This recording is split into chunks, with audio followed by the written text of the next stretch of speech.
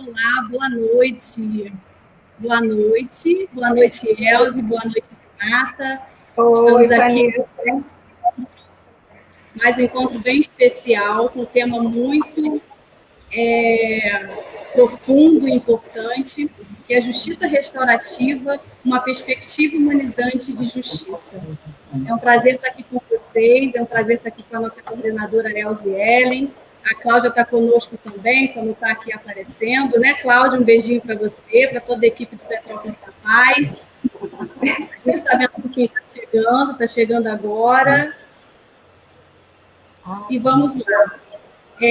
Nessa semana é uma semana bastante recheada, sabe, Renata e Elza? Nós temos amanhã de manhã o Pedro Moraes, ele é de Portugal, e vai falar sobre mediação escolar, ele vai falar como implementar esse projeto nas escolas. Na terça-feira de manhã, nós vamos falar com o Pedro, né? À noite, a gente vai falar com os promotores Odilon e Vicente sobre justiça restaurativa no município de Petrópolis. E depois, na sexta-feira, nós vamos receber a Cristiane de Castro, a Cris, uma querida também, de justiça restaurativa, às 15 horas. Então, fiquem atentos à nossa agenda, porque temos muitos assuntos a serem tratados nessa semana. E a intenção dessa jornada, a Elza vai falar um pouquinho mais sobre, mas é disseminar, compartilhar essa sabedoria, compartilhar essas possibilidades, e fazer com que isso chegue ao maior número de pessoas. Nós temos aqui em Petrópolis o Programa Municipal de Pacificação Restaurativa, que é um espaço público, é de todos. Então, para quem não conhece, acesse as redes, faça-nos uma visita, que serão muito bem-vindos. Eu passo a palavra para a Elze Ellen, que é a coordenadora do programa Petrópolis da Paz, para dar as boas-vindas, explicar um pouquinho sobre o programa, sobre essa jornada, e em seguida, Elze, você faça as honras de passar a palavra para a nossa querida Renata. Boa noite, é um prazer recebê-los e estar aqui com todos vocês e com a nossa convidada. Nós estamos realizando a jornada de difusão dos métodos adequados de solução pacífica de conflitos. Nós trabalhamos para informar, para que a população comece a entender o que é mediação de conflitos, como solucionar nossos casos, nossos conflitos, nossas demandas, e também a justiça restaurativa, que é o que nós chamamos de a cereja do bolo. A justiça restaurativa, ela vem restaurar as relações, ela vem com um olhar diferenciado para aquele que se aproximou do crime, para aquele que cometeu algum delito. E mais, nós estamos com essa jornada para também aproximar a justiça restaurativa das escolas, atender nas escolas do nosso município. Para isso, essa semana está completamente recheada de grandes nomes que falarão de forma clara, de forma compreensível, o que é justiça restaurativa e mediação de conflitos, mediação escolar, propriamente dito. Hoje, nossa convidada é a Renata Fernandes de Araújo, do Rio de Janeiro, advogada, servidora do Tribunal do Rio de Janeiro, instrutora e facilitadora de justiça restaurativa. Renata já esteve conosco, dando uma palestra na Universidade Católica de Petrópolis, alegrando, contribuindo com a sua pesquisa e com o seu conhecimento a todos nós. Conquistou nossos corações. Por isso, Renata está aqui para passar melhor para a gente uma compreensão mais detalhada do que é justiça restaurativa. Bem-vinda, Renata. Fique à vontade. Está com a palavra.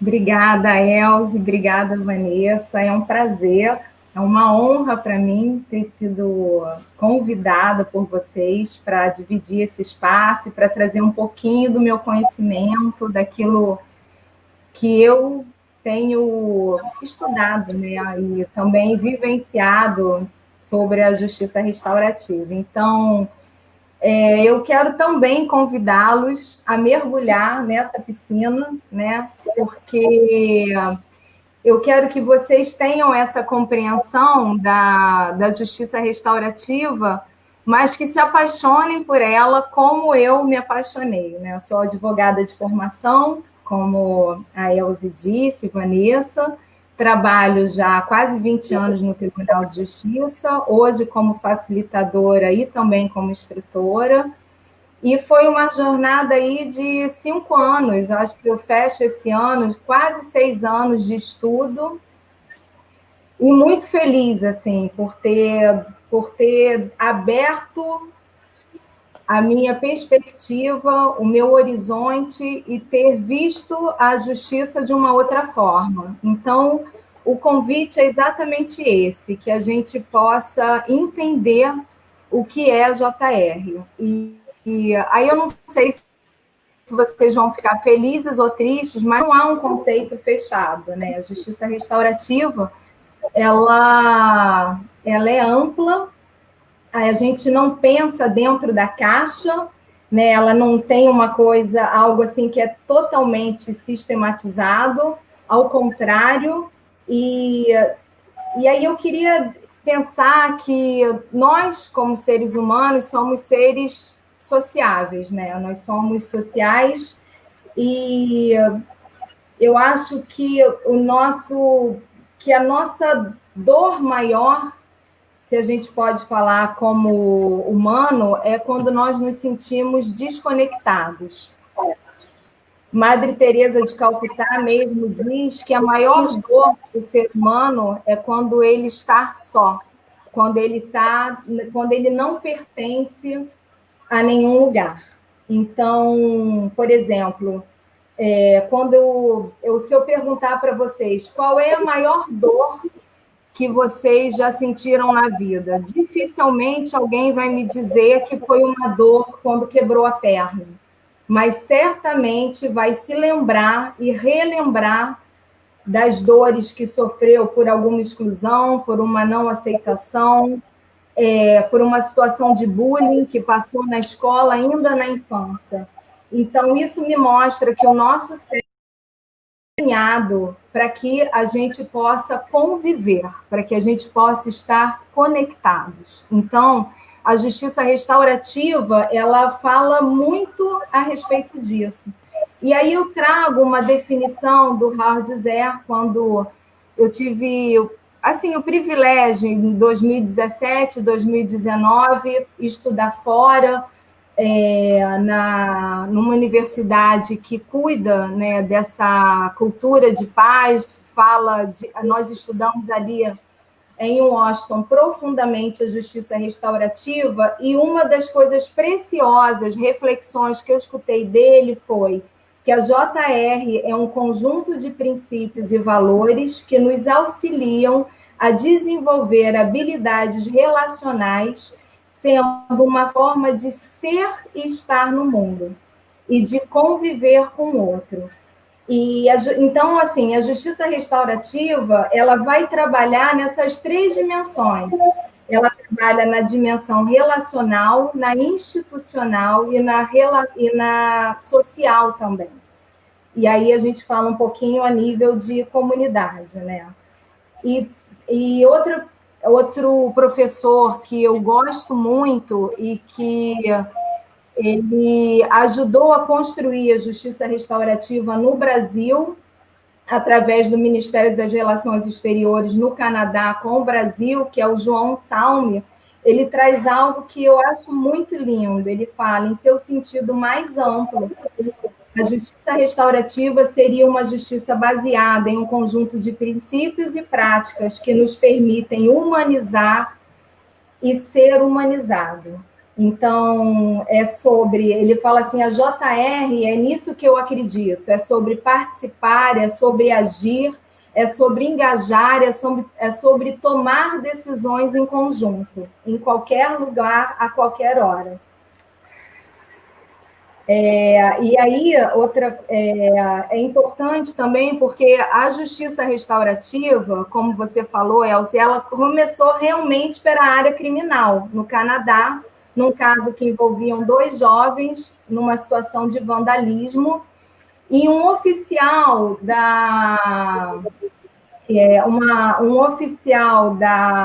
de lá, que trabalhava trabalhava tanto na comunidade como dentro do sistema, ele sentiu a necessidade que esses jovens se encontrassem com as vítimas, para que as vítimas pudessem falar como elas gostariam e como elas necessitavam ser reparadas. E isso foi muito potente, porque isso é uma coisa que eu vejo. Eu estou dentro da vara da infância e juventude aqui no Rio de Janeiro, já vou fazer 4 anos, trabalho junto com a Cristiane Mello, somos nós duas, por uma iniciativa da doutora Vanessa Cavalieri. Então, nós cuidamos da JR lá, com adolescentes que cometeram atos infracionais, e então o processo é derivado para o núcleo, para esse projeto de justiça restaurativa, e nós trabalhamos tanto com o ofensor quanto com a vítima, né? E é muito bonito quando nós reunimos tanto a vítima quanto o adolescente, e esse adolescente pode escutar da vítima todo o impacto que foi causado pela ação dele, né? E esse adolescente também tem um lugar de falar um pouco da sua história e falar o que levou ele a cometer o ato que cometeu.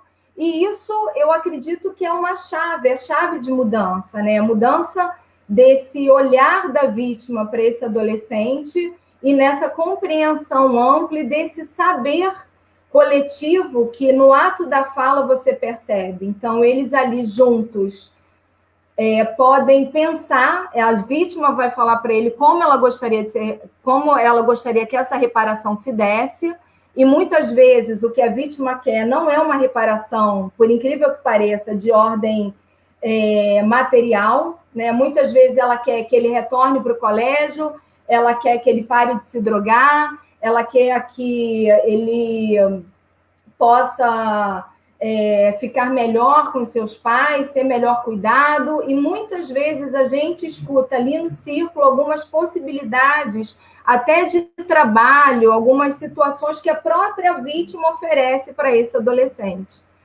Então, esse é o nosso trabalho há quase 3 anos na vara, né? E aí eu pergunto assim para vocês, a gente está muito acostumado com uma justiça hierarquizada, né? Com uma justiça institucionalizada. Mas se eu perguntar para você, o que é a justiça para você? Quantas vezes eu me perguntei o que é justiça para mim? E aí eu trago os ensinamentos aborígenes, que são um pouco da raiz da justiça restaurativa, que começou na Nova Zelândia, na Austrália, no Canadá, por volta de 1970. Então, a gente pode falar dos navarros, dos maores, de vários povos que, quando você pergunta qual é o sentido da justiça, o que é justiça para você, eles falam: justiça para mim é reequilíbrio, justiça para mim é conexão, porque eles não se compreendem como pessoas separadas, eles se compreendem como um todo. Eu sou eu mais os meus relacionamentos. Então, algo que aconteça com um adolescente, vamos supor, no Canadá, que ele seja dessa aborígene, né? E ele foi preso por algum ato infracional que ele cometeu. O Canadá hoje tem uma corte que só cuida desses casos aborígenes, então eles não são mais julgados, os adolescentes, pela justiça comum. E aí, né, nessa situação, houve eu acho que foi no livro da Elizabeth Elliot, chamado Segurança e Cuidado, se não me engano, que ela diz que houve um caso de um adolescente que, antes de ter esse tribunal, né, que cuide só dos casos dos aborígenes, ele foi julgado e penalizado, e aí foi dado a ele uma sentença que ele seria preso, né, cumpriria uma medida. E o líder dessa comunidade aborígene virou para o juiz e falou: doutor, nós queremos, eu e a minha comunidade, nós queremos cumprir junto com ele essa pena. E o juiz falou: mas como assim? Quem cometeu foi ele. Como você quer cumprir com ele? Não, nós queremos, porque nós entendemos que se ele cometeu um erro, se ele cometeu ou fez mal a alguém, nós também temos implicação nisso, porque de alguma forma nós não cuidamos disso. Então, isso é muito diferente da nossa justiça, né? Daquilo que a gente compreende como justiça. Mas, assim, se eu perguntar para mim hoje, né, o que é justiça? Eu posso falar para você, para mim, Elze, para mim, Vanessa, justiça é respeito, justiça é reequilibrar, justiça é ser aceito, justiça é ser escutado, justiça é ser justo, justiça é reconstrução da minha dignidade quando ela foi abalada. Justiça pode ser equidade, pode ser alteridade, pode ser tantas coisas que é diferente da nossa lógica cartesiana, né? Por isso que eu falei no início, é muito importante que a gente saia dessa caixinha, dessa justiça que a gente está acostumado. Eu acho que a JR traz a justiça como um valor, e não a justiça como uma instituição. E isso faz toda a diferença. Então, eu pergunto para vocês, assim, eu acho que todos nós já tivemos alguma experiência com a nossa justiça institucional, né? Com essa justiça do Poder Judiciário, com alguma ação. E aí eu pergunto, como foi a tua experiência? Você teve voz? Em algum momento, os teus sentimentos, as tuas necessidades foram acolhidas? Você se sentiu verdadeiramente escutado? Eu tive um caso lá na vara que o processo demorou a chegar na justiça restaurativa porque tem um trâmite muito grande, né? E a mãe veio com o adolescente e quando eu comecei a conversar com ela, ela virou para mim e falou assim: mas agora você me chama aqui? E eu compreendi esse agora dela. Eu falei: o que você quer dizer com esse agora? Ele falou: Renata, o meu percurso foi de muita dor. Foi muito difícil. A minha filha não queria sair de casa, e ela foi relatando todos os traumas que essa menina sofreu por uma situação de violência dentro do colégio. E isso foi muito forte. Mas, no final disso tudo, nós conversamos com ela qual seria a proposta da justiça restaurativa. No início, ela não queria participar de jeito nenhum, ter contato com esse adolescente, mas, no final, ela participou. E ele também participou e foi dado voz aos dois. E não só eles, porque a justiça restaurativa, ela começa primeiro como uma mediação, né? Lá atrás é vítima-ofensor, mas depois, num segundo lugar, começa a vir a comunidade para dentro. Então, você cuida das pessoas, não fora do contexto dela. E aí, comunidade, eu falo para vocês, não comunidade geográfica, mas comunidade como pertencimento. Então, no final disso, uma das metodologias que é muito importante a gente separar justiça restaurativa das suas práticas restaurativas, que é como a justiça restaurativa ela se materializa através dos métodos que a gente usa, das metodologias, que é o Círculo de Construção de Paz, que é a Conferência Vítima-Ofensor, que é muito parecido com a mediação, né, vítima-ofensor, que são as conferências de grupos familiares. Essas são algumas das práticas restaurativas essenciais que a justiça restaurativa traz. Então, nesse caso, nós sentamos com o adolescente, com a sua vítima, né? E com os pais, com quem eles queriam trazer. Quem é importante para você estar nesse momento.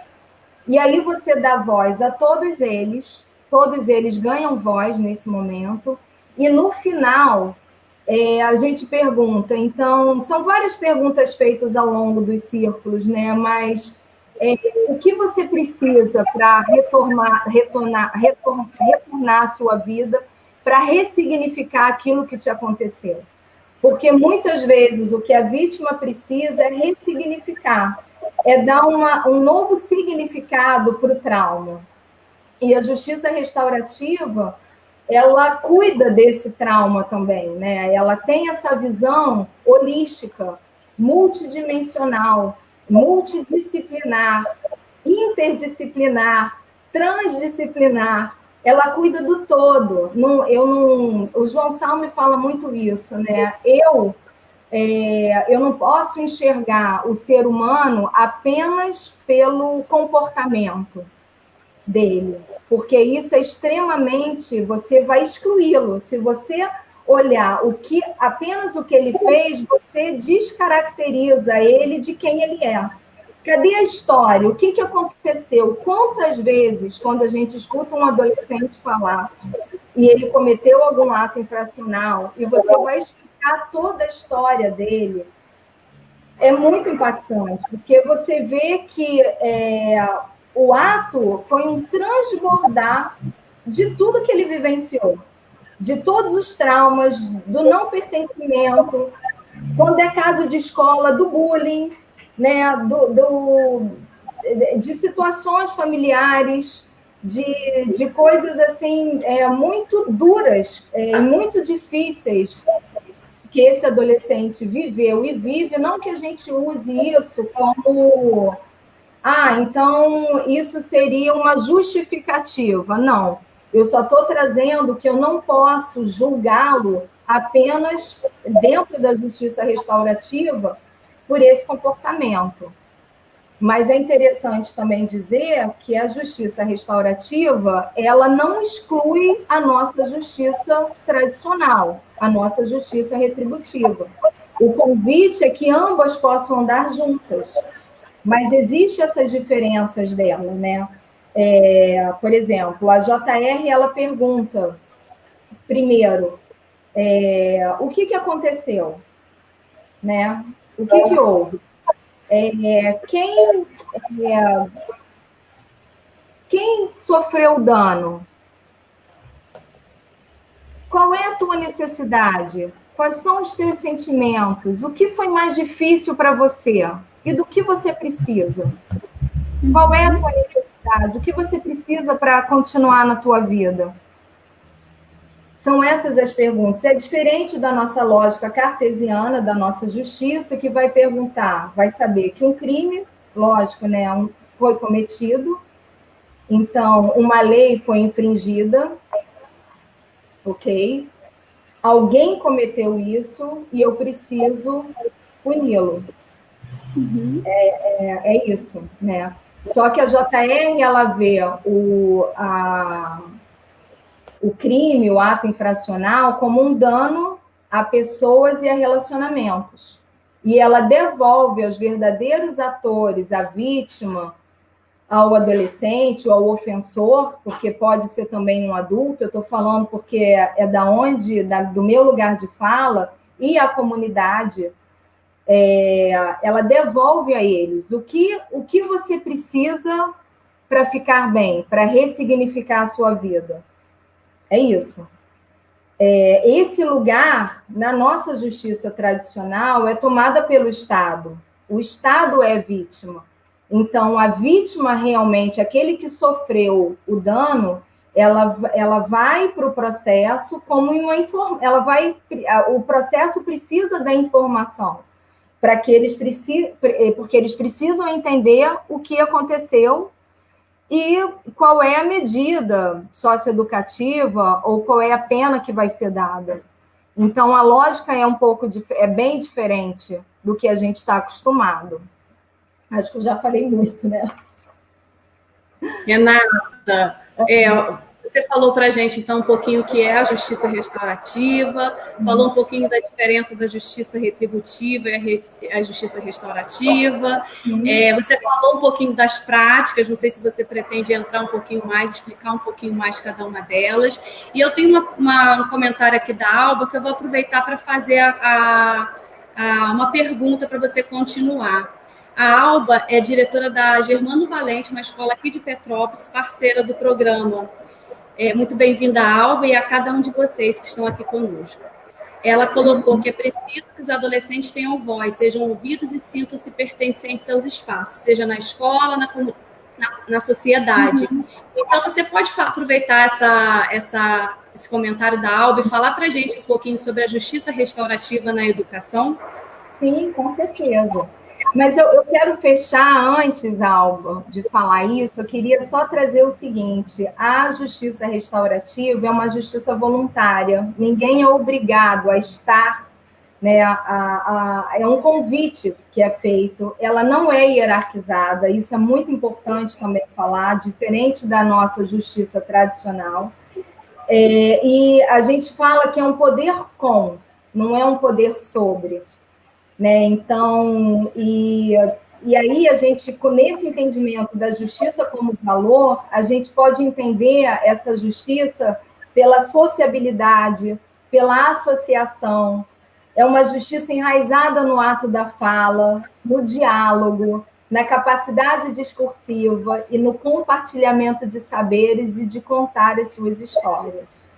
E aí eu posso você falar, então, em seguida, ou não sei, na ordem que você achar mais adequada, trazer os princípios, os valores, os elementos da justiça restaurativa também, que eu acho que completa esse conteúdo, né?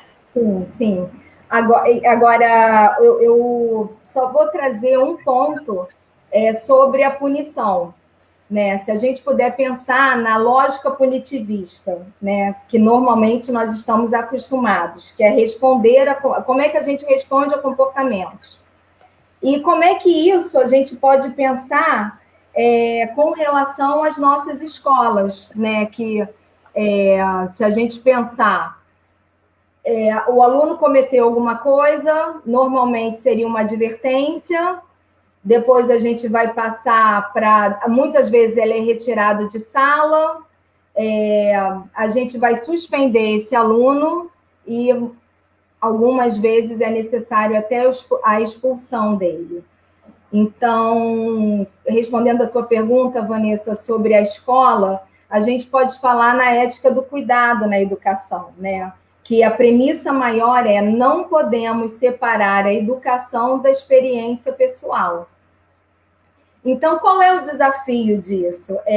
Desafio é um aprender para além das nossas matérias, da física, da química, da matemática, do português. É um aprender a conviver. Então, eu preciso aprender a conviver. E aí ela traz esse livro, é um livro que é vendido pela Palas Atenas, que a Catherine Evans, né, ela fala que são 4 elementos para a aprendizagem: os exemplos, né? Ensinar por atos, o diálogo, as práticas, que é a oportunidade de desenvolver as habilidades de cuidado, né? E a confirmação, que é afirmar e encorajar melhor os outros. Só que, se a gente pensar que inicialmente, quando a justiça restaurativa lá nos Estados Unidos chegou à escola, ela cuidava dos comportamentos de forma individualizada. Ela não cuidava ela não via de uma forma holística. E logo depois, eles começaram a incluir não só os alunos, o comportamento deles na escola, mas sim a comunidade, ou seja, a escola como um todo. A coordenadora, o rapaz que toma conta da porta, o que está na cantina, todos os professores e todos os alunos e mais. Eles ampliaram para os pais. Então, o sistema de rede, né? Exatamente. É o fortalecimento dessa cultura relacional, da interconexão. É nessa perspectiva que a justiça restaurativa ela tem sido apresentada. Ela começa por uma lógica individual e agora ela amplia, né? Ela já ampliou há bastante tempo. Mas a gente pode pensar na justiça restaurativa na educação como uma plantinha, né? Então, a gente tem as raízes, a gente tem as sementes e a gente tem as raízes. E aí, ela traz, a Kate Evans, 3 componentes interconectados e igualmente importantes para a justiça restaurativa na educação. O primeiro seria criar ambientes de aprendizado justos e equitativos, né? Nutrir relacionamentos saudáveis e reparar danos e transformar conflitos. São esses os 3 componentes. E aí, se a gente perceber, isso está ligado aos elementos da justiça restaurativa, e isso vai estar ligado a princípios e valores também. Né? Os elementos da JR, eu já posso trazer que ela vai falar de encontro, reparação e transformação. Bom, mas o que seria esses ambientes justos e com equidade, que ela traz como um dos componentes centrais da JR na educação? Aí o justo é assim, o que eu preciso para estar bem, individualmente e coletivamente? Esse seria mais ou menos a visão de que a gente experimenta quando a gente acha alguma coisa justa. É olhar para as nossas próprias necessidades. É aquilo que eu preciso, mas que o outro também precisa para que a gente possa estar bem. E a equidade, né? Aí ela parece assim, que quando a gente fala de equidade, a gente remete a uma coisa da igualdade. E foi exatamente dessa forma, naquela perspectiva da política zero tolerância, que os Estados Unidos, durante um tempo, começou, e me parece que aqui no Brasil também a gente teve uma continuidade com isso. Então, por exemplo, se alguma coisa acontecesse na escola, vamos supor, 2 meninos brigaram. Então, os 2 têm que ser suspensos. Né? Vamos suspender os 2, porque é igualdade, eu não posso tratar desigual. Só que em nenhum momento, e isso é muito forte na justiça restaurativa também, em nenhum momento a gente olha para as causas. Mas por que eles brigaram? Antes de eu aplicar aquilo que o meu código de normas na escola fala, eu preciso entender o que está acontecendo. E dar voz a esses adolescentes e compreender o contexto desse adolescente na escola. Então, eu posso, com isso, descobrir o quê? Que um adolescente, ele brigou por uma questão acadêmica, mas o outro brigou porque ele sofre bullying há mais de 5 anos e ele não é aceito. Então, eu preciso olhar para essas causas, sim. E é esse o convite da justiça restaurativa. E é essa a equidade que nesse livro, que é muito bom, Justiça na Educação, ele traz.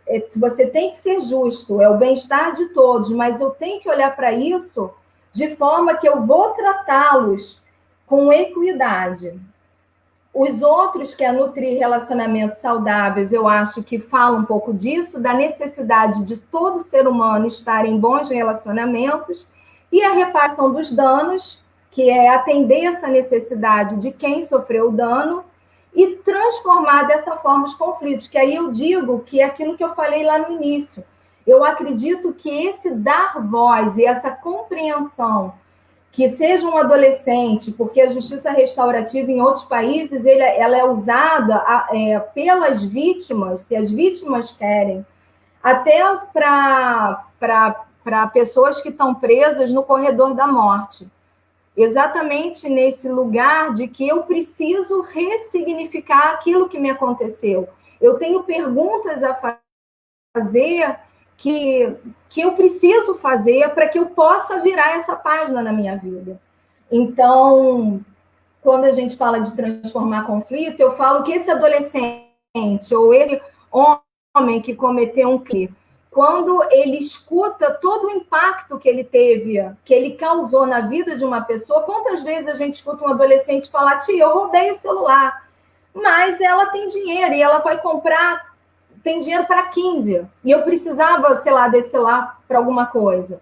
Mas quando ele escuta da vítima que esse celular foi parcelado em 20 vezes e que era o sonho dele dar para a filha esse celular, que era o sonho dessa menina, desse jovem, desse homem, ter um celular que ele parcelou em 20 vezes, e que ele aquilo ele juntou cada, né, centavo dele mês a mês, isso causa um impacto na vida do outro. Ou quando um adolescente que de repente está namorando e coloca o nudes da namorada para o amigo, isso vai parar na rede, e ele acha que está tudo bem, que a menina ficou bem, mas se ele encontra com essa menina e vê que ela tentou se suicidar, que se cortou, que a mãe entrou em crise depressiva, que o pai já tinha um problema psiquiátrico e sumiu no mapa, isso pode trazer um novo sentido para ele. Por isso que, quando eu escolhi o tema, eu falo realmente de uma perspectiva de humanizar, porque a nossa base é pensar que, como os valores da justiça restaurativa, eu posso perguntar para vocês: nós conhecemos todas as leis? Eu conheço todas as normas? Eu sei tudo o que acontece, tudo direitinho para que eu possa me conduzir socialmente? Com certeza eu não sei. Você não sabe, ninguém sabe. Então, quando João Salme traz que é uma justiça baseada na humanizar o outro, ele traz exatamente isso, porque o que me faz me conduzir bem socialmente é quando eu me sinto pertencendo, quando eu sinto que eu estou inserida nesse contexto social, e é quando eu olho para dentro de mim. E os meus valores, eles saem daqui, ó, do meu coração. Eles não saem de um livro, eles não saem da Constituição. É muito importante, lógico, né? A gente sabe, a lei tem que ser conhecida por todos. Tenho essa outra lei dentro de mim, eu vou procurar me conduzir de forma diferente. Então, nisso, eu acho que a justiça restaurativa, ela também está muito junto a essa justiça social, né? Não tem a justiça social? E do que ela fala? Ela fala de tolerância, ela fala de respeito, ela fala de dignidade, ela fala de amor, ela fala de pertencimento. E o João Salme, ele chega a falar assim: a justiça restaurativa não existe se não houver uma justiça social. É verdade. Nós sabemos que o Brasil, o mundo inserido em muitas crises. Né? Eu acho muito interessante, porque... Falar alguma coisa? Quero sim, um chavão, né? Se coloca no lugar do outro, você não sabe o que o outro sentiu, mas, na verdade, realmente a gente não sabe o que o outro sentiu. Sim. Nós só vamos saber... É exatamente esse o convite. Ouvir o outro, né? Porque a minha dor, ela não vai ser nunca, o meu entendimento, o meu contexto, não vai satisfazer a do outro. Né? Então, ouvir o outro é fundamental. Quando a gente, assim, olha, você me magoou porque eu senti desta forma. Sim, mas, nossa, eu não tinha nem intenção de magoar tanto, né, Renata? Só queria fazer esse adendo. É isso. Não, sim, e também é interessante trazer que a justiça restaurativa na educação, ela tem umas crenças centrais, que aonde esses componentes dela que eu trouxe, criar ambientes justos e equânimes, nutrir relacionamentos saudáveis, reparação de danos e transformação de conflitos, ela crê que todos os seres humanos têm valores, são relacionais. Todos estamos interconectados, a gente pode perceber isso das nossas dores agora, 5 meses afastados, a necessidade de um abraço. Então, nós sim somos seres sociais, o nosso cérebro é desenhado para isso, E os valores chaves da JR na educação: respeito, dignidade e cuidado mútuo, né? Como Leonardo Boff traz muito, né? Sobre a ética do cuidado. E Paulo Freire fala também, né? Sobre o diálogo, sobre o compartilhar, sobre os saberes. Então, é nessa lógica que é o convite da justiça restaurativa. São valores que eu trago aqui dentro de mim. É isso que vai me conduzir socialmente. Eu vou olhar para as causas para poder cuidar daquilo que aconteceu. E ninguém melhor do que eu para poder dizer o que eu preciso para poder prosseguir na minha vida.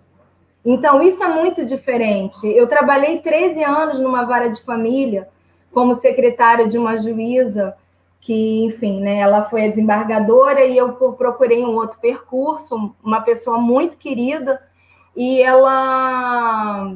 E quantas vezes em vara de família você vê que o processo encerra com uma sentença, por mais esforço que um juiz faça, por mais que ele dê voz até às partes em audiência, isso não é justiça restaurativa, né?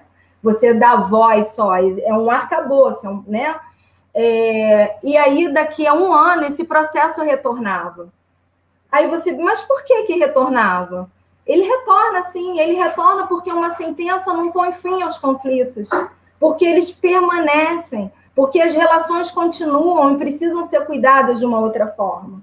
Então, é nesse olhar. Então, a justiça restaurativa, ela sim começa pelo crime. Mas hoje, como o Howard Zer fala, ela está em todas as áreas. Ela é para e com a comunidade. Ela pode estar dentro das instituições para cuidar de relações de trabalho, sim, de danos, de situações de conflito. Ela está dentro das escolas também. Ela está dentro enfim, ela está dentro da ecologia também, quando a gente fala de crimes ambientais. Será que nós não temos vítimas? Temos muitas vítimas. Então, ela vem ganhando esse espaço, né? Nessa perspectiva de relacional. E aí a gente pode trazer os princípios, que é relacionamento, como eu já trouxe, eu sou eu mais os meus relacionamentos. Se você me perguntar, Renata, quem você é? Eu vou falar, eu sou Renata, eu sou advogada, quer dizer, eu me formei em Direito, eu suspendi a carteira da ordem, né? Eu sou servidora do tribunal. Ah, mas eu sou mãe da Raniele, sou esposa do Armando, eu sou filha da Sejane e do José. Eu sou a Renata, eu sou amiga da Adriana, sou amiga da Beth, eu sou essa pessoa. Então, eu não existo sozinha, eu preciso de todos juntos. Ela fala de responsabilidade, então não é uma justiça fácil. Quando chegam os adolescentes lá na vara, eu já escutei, tia, eu prefiro que o juiz me julgue. Como assim? Eu estou dando a oportunidade, porque é lógico que é mais fácil. Essa decisão, é isso que a gente está acostumado, vir do outro, do que de mim. De eu ter que escutar o mal que eu causei a alguém, é muito duro, é muito difícil. Eu tive uma menina que teve uma situação de violência doméstica, e que a mãe falava, não vai dar jeito, não vai ter jeito. Não, Renata, não vai ter jeito, porque no corredor mesmo da vara, antes de entrar para o círculo, essa menina deu acho que um chute na mãe, alguma coisa assim. Entramos no círculo, foram 4 horas de círculo. E essa mãe e essa menina, né, essa adolescente, saíram dali verdadeiramente restauradas. A mãe pôde desaguar todo o impacto, toda a dor, e a menina pôde falar também. O que estava gerando toda essa situação familiar, né?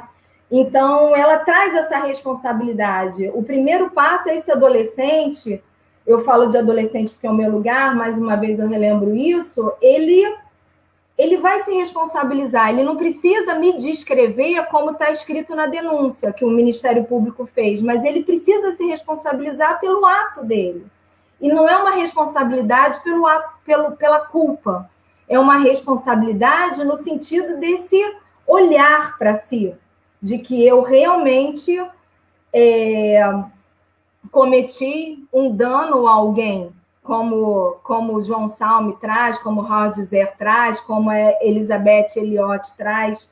Eu esgarcei um tecido social, eu causei uma ferida, e isso precisa ser, não é nem costurado, aquela coisa da cerzideira, né? É delicadamente cuidado. E aí a gente pode falar que sim, pode haver cura, pode haver perdão, mas a JR não é perdão necessariamente. Ah, tem que haver um perdão? Não, não tem que haver. Ah, tem que haver reconciliação? Não, não tem que haver. Eu só preciso escutar, eu só preciso ter direito de fala. E aí a gente fala que, então, os princípios de relacionamento, responsabilidade, lidar com o dano, que é difícil, né? E o dano gera obrigações, fortalecer essa comunidade de pertencimento e corrigir os males, que é essa reparação. Eu acho que é isso. Não sei se eu atendi vocês, não. Excelente! Pode falar, Vanessa. Temos algumas perguntas? Nossa, conteúdo, né? Muitas informações em um tempo muito curto. É um desafio, peço perdão, porque o meu desejo é que vocês compreendam o convite da justiça restaurativa, sabe? Ela vai muito mais do que os métodos, a metodologia, as práticas. A JR não é círculo, a JR não é conferência vítima-ofensor, a justiça restaurativa não é conferência familiar, a justiça restaurativa é essa justiça como valor, é o pertencer, é o diálogo, é o respeito às diferenças, né? É a inclusão. É inclusão, é a participação, é dialógica. Eu sou apaixonada, né, gente? Então, assim... as pessoas estão falando exatamente isso aqui. Quem tiver alguma questão, por favor, coloque aqui. Eu vou pegar aqui, eu já tenho uma questão.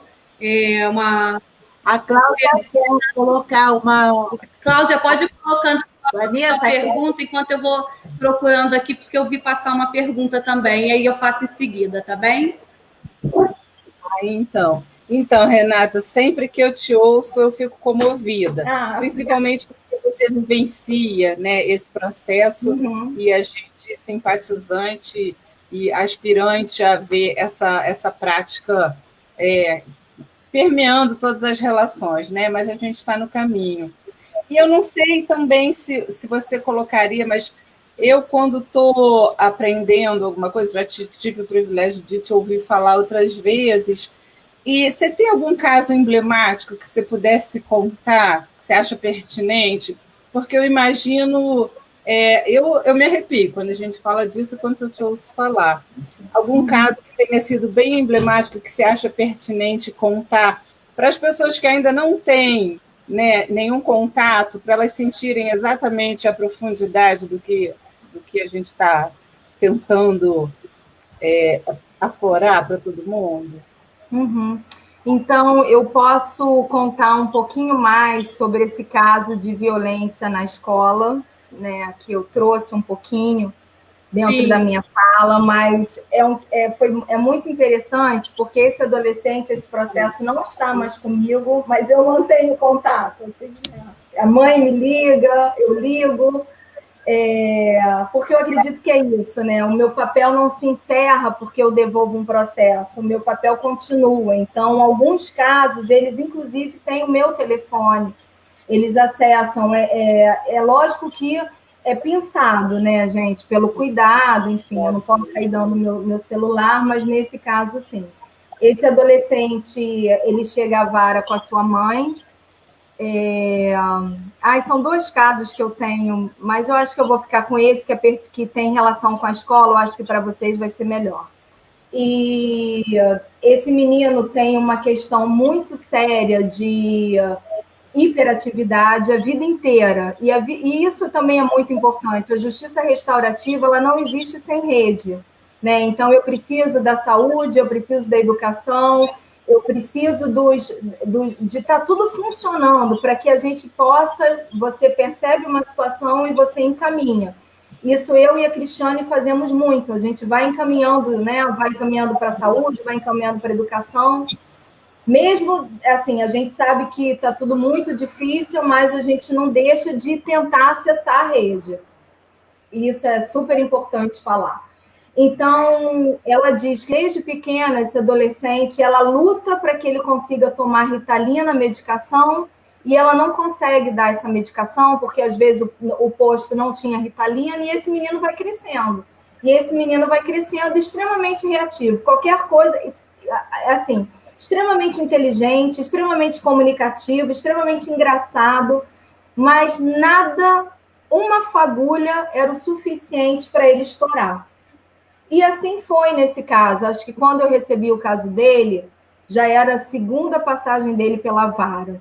Ele estava no colégio e estava brincando, correndo, A menina botou o pé na frente, ele tropeçou no pé dela.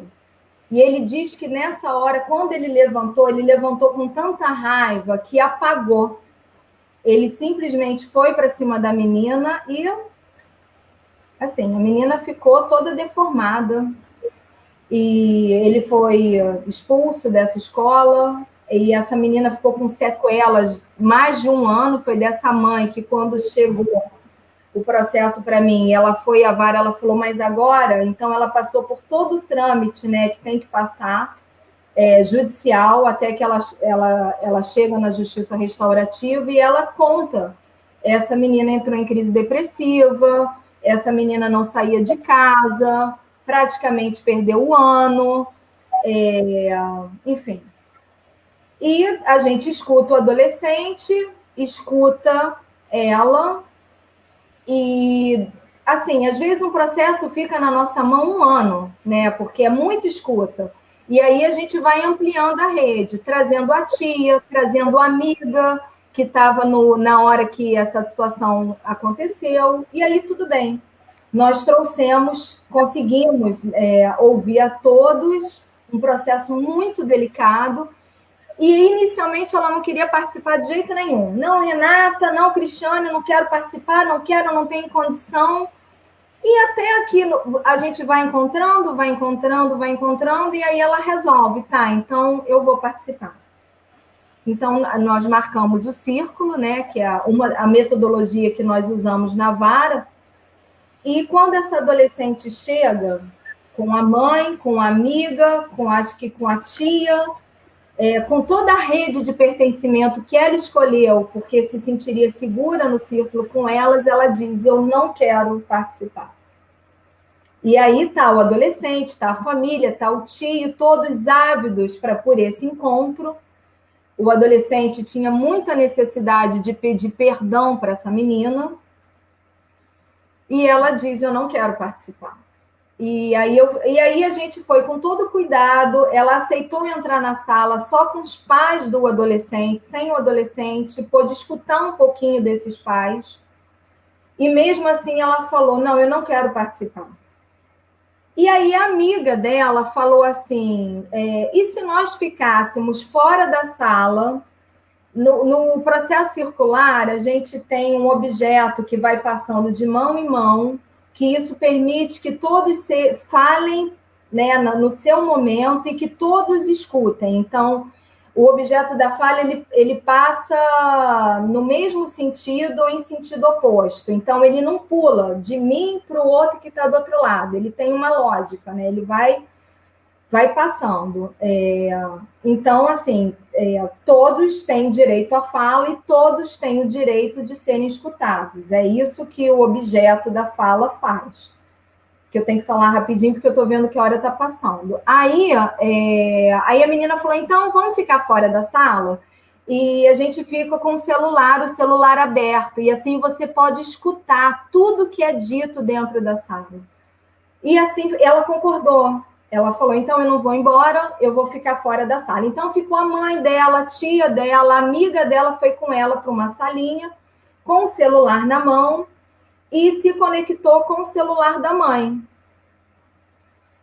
E aí o objeto da fala foi um celular aberto que ela da onde ela estava, ela escutava tudo que estava acontecendo no círculo. Então, o círculo ele vai por etapas, né?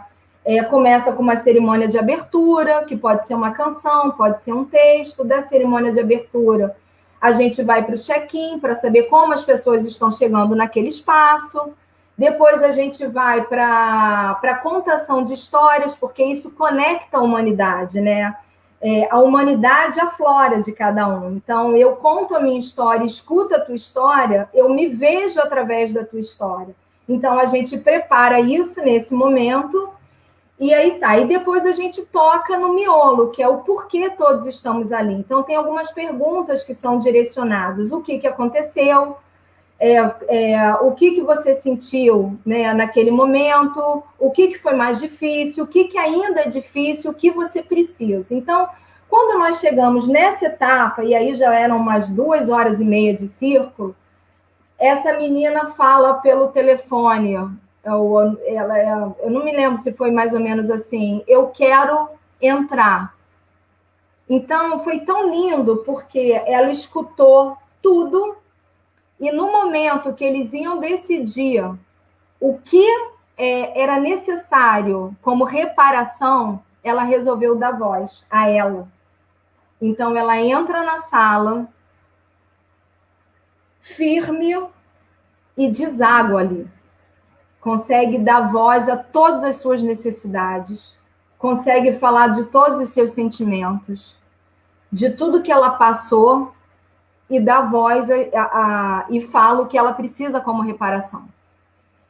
E na hora, assim, que ela fala, e aí é muito interessante também, quando eu falo do que eu preciso, e aí o que ela precisava era que ele fosse algumas entidades que cuidam de crianças com algum tipo de deformidade, levasse, sei lá, contasse uma história, levasse uma cesta básica. Ele ficou muito incomodado. E nesse momento a gente chegou a parar o círculo e falou, porque assim, ele não pode ali se sentir como num tribunal, ele precisa concordar e se sentir bem com aquela situação, né? Então, a partir do momento que eu vi o incômodo dele na fala dela com o que ela pediu, porque eu acho que ele achou que ele fosse perdoado, alguma coisa fosse pedida, mas não isso. Ele ficou muito incomodado. Muito incomodado. Mas a família se reuniu com ele, pediu um tempo, se reuniu e falou, não, nós queremos cumprir aquilo que ela quer, nós queremos fazer o que ela está pedindo. Não viram nada demais e ok. Nós redigimos as ações exatamente como eles queriam, o menino concordou, né, o adolescente concordou com tudo. E depois desse encontro, a gente dá um tempo de 1 mês, 2 meses, nos reunimos de novo para saber se as ações foram cumpridas, né? Ele não conseguiu cumprir nenhuma ação. Ele não conseguiu cumprir nenhuma ação. Mas quando essa menina volta à vara, ela volta uma outra pessoa. E aí é interessante isso, porque nós temos muitos casos que as ações que são acordadas são cumpridas por eles, porque é muito mais fácil eu cumprir aquilo que eu acordo do que aquilo que vem de uma autoridade, né? É muito mais fácil. Porque aquilo, eu tenho uma implicação nisso, eu estou me responsabilizando também por aquilo. Mas qual foi o resultado? Por isso que esse caso foi muito emblemático, porque a vítima, essa menina que estava num grau extremo de trauma, ela foi restaurada. E ela ficou, mesmo que ele não tenha cumprido o que ele tinha se determinado a cumprir, e aí ela pediu para que o processo não fosse adiante, e a mãe pediu para que o processo retornasse para a doutora Vanessa, ela estava bem. E esse adolescente, como é que ele estava, né? Foi difícil para ele, porque de alguma forma ele não ficou muito bem com aquilo que tinha sido acordado, mas acabou acordando porque a família, nesse momento, junto com ele, decidiram por isso. E aí, por conta disso, o processo terminou, foi devolvido para a juíza, ela resolveu Acabou que acho que esse processo foi para o arquivo, porque ele já havia alcançado a maioridade, e a menina estava muito bem. Então, ele cumpriu, de alguma forma, aquilo que a justiça restaurativa propõe, que é esse cuidado com a vítima. E aí eu continuo a falar com esse adolescente até hoje, né? E aí o que eu tenho para falar para vocês é que ele também está muito bem. Ele teve todo o apoio familiar, foi muito importante para ele escutar tudo que ele escutou, por mais que naquele momento ele não tivesse preparado para cumprir, né? Mas ele conseguiu, depois daquele encontro, também a ressignificar a sua própria existência, né? E os seus atos, e tudo que o caminho que ele estava percorrendo. Foi isso. E ele está super bem. Voltou para a escola. Acho que são momentos, né? Maravilhosos. Exatamente, de arrepiar. Nós estamos com muita gente assistindo, participando, visualizando no nosso Face. Que bom, Renata, que é um assunto muito, muito urgente para que as pessoas comecem a entender, né? E utilizar, não é verdade? Permitir, dar-se uma chance de entrar num círculo. Não é verdade? E seria muito bom, né? E é um processo transformativo, de alguma forma, a pessoa sai transformada, né? Ela trata aquilo, ela ressignifica e consegue seguir. Tem muitas perguntas, né, Vanessa? Como é que nós vamos fazer?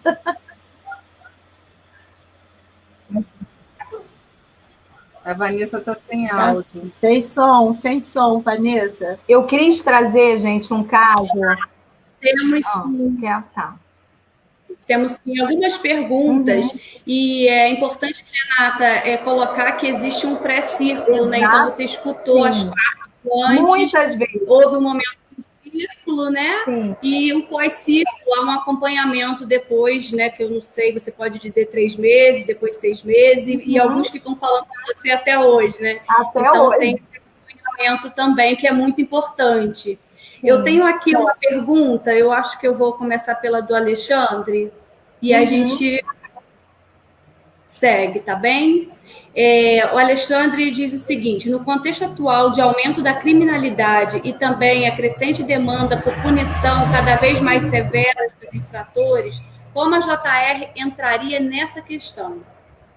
Então, Alexandre, a questão é assim, a justiça restaurativa, ela não exclui a justiça tradicional. Ela não é uma resposta para todos os casos, né? Então, isso vai depender, pelo menos assim, no meu contexto, né, de estar dentro de uma casa hierarquizada, a juíza que manda, entrega o processo para a gente, para a JR, né? Ela que olha o processo e vê, bom, esse caso aqui eu vou encaminhar e as meninas, eu e Cristiane, nós vamos ver se é o caso realmente de justiça restaurativa. Então, assim, na vara, nós não recebemos casos só fáceis. Violência doméstica da menina que bateu na mãe. Não, já recebi casos de estupro. Uns 2, ou 3, ou 4, ou 5, muito difíceis. Então, assim, a criminalidade, infelizmente, necessita de políticas públicas.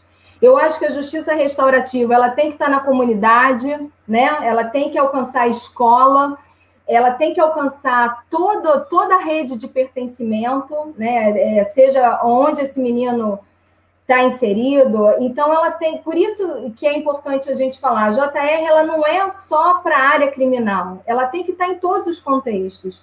E aí a gente pode falar que a gente precisa de educação, a gente precisa da saúde, a gente precisa de lideranças comunitárias fortes.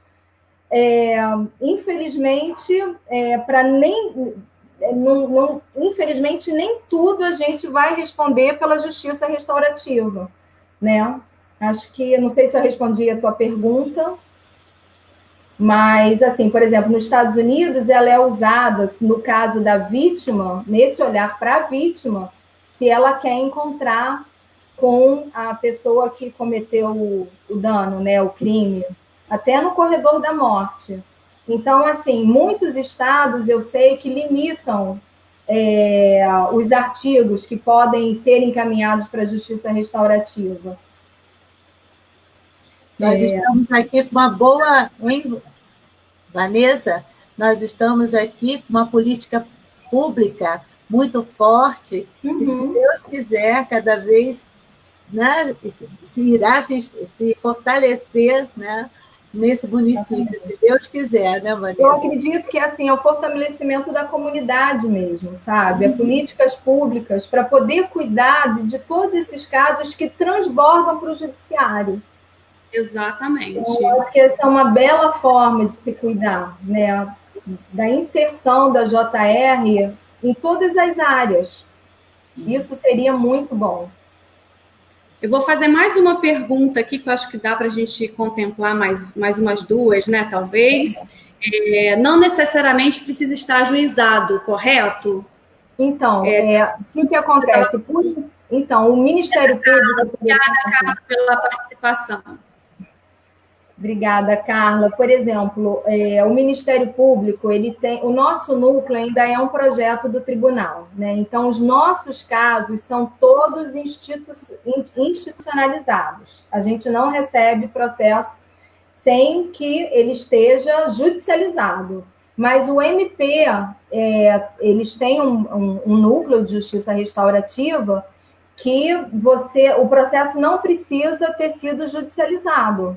Ele vai para lá sem ser judicializado. Esse é o melhor dos mundos, que tenha um núcleo de justiça restaurativa, por exemplo, dentro da delegacia. Seria maravilhoso, né? Sim. Elza, você quer completar a resposta da Renata, falando do Petrópolis da Paz? Que é a ideia do extrajudicial. Pode falar, que é a nossa ideia do extrajudicial, que eu estou aqui com essa bandeira, mais o FONAME, mais fazendo com que as pessoas... A vara da infância e da juventude, os promotores que vão falar, né? A vara, que a Cláudia está aqui me lembrando, a vara da juventude, infância e juventude, que nós vamos recebê-los amanhã. Essa abertura toda é o novo mundo, a transformação gradativa da civilização, voltando a olhar para o próximo com mais humanidade, como você falou tão bem durante toda a sua palestra, né? Estar ciente de que nós vamos poder atender de forma plena, ouvindo com carinho, com atenção, né? Com olhos de ver e ouvidos de ouvir, né? Sendo empáticos, né? Eu acho que nós chegamos lá. Vamos criar uma nova possibilidade de acertar mais e errar menos, porque nós já vimos que o sistema que nos trouxe até aqui não adianta, não funciona. Não é, Renata? Quer completar? Sim. Não é excluir o nosso sistema, sabe? Mas é ter esse olhar de uma justiça como valor. E eu me lembrei que na primeira vez que eu fui para essa universidade fora, que o Rodizer tem um centro de justiça e paz, nós visitamos uma escola que falava mais de 20 idiomas. E essa escola, ela era uma escola que estava implementada a justiça restaurativa. Haviam muitos conflitos, porque você imagina a diversidade cultural ali. E uma das formas que eles resolveram minimizar os conflitos foram se acalmando, e eles perceberam que na hora do refeitório, onde todos os alunos se reuniam, era o horário de maior conflito. O que eles fizeram? Colocaram um piano no refeitório. Que ideia! E olha isso, então os alunos, eles iam para o piano, eles começaram, eles descobriram que a música era algo que era comum entre todos. Que beleza, né? Exatamente. Os alunos não eram expulsos, não eram retirados de sala de aula, né?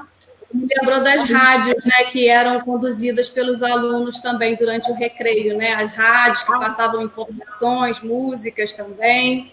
Então, uma forma bacana de cuidar desse ambiente, de fazer com que os jovens e as crianças se sintam parte, pertencentes a esse espaço, reconheçam esse espaço como delas e cuidem, sejam cuidadas, né? Estamos chegando para o final desse momento, muito importante. Teremos outras oportunidades. Renata, muito obrigada pela sua disponibilidade, pelo seu cuidado, sempre disponível para estar aqui conosco, seja presencialmente, virtualmente. Vou, antes de passar a palavra para vocês falarem, né, darem as suas contribuições finais.